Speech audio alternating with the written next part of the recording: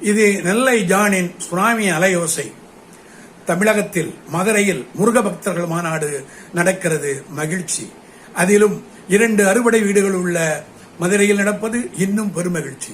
தமிழ் கடவுளுக்கு, முருகருக்கு, கந்தலுக்கு, வேலருக்கு, சுப்பிரமணியருக்கு தமிழர்கள் விழா நடத்தாமல் யார் விழா நடத்துவார்கள்?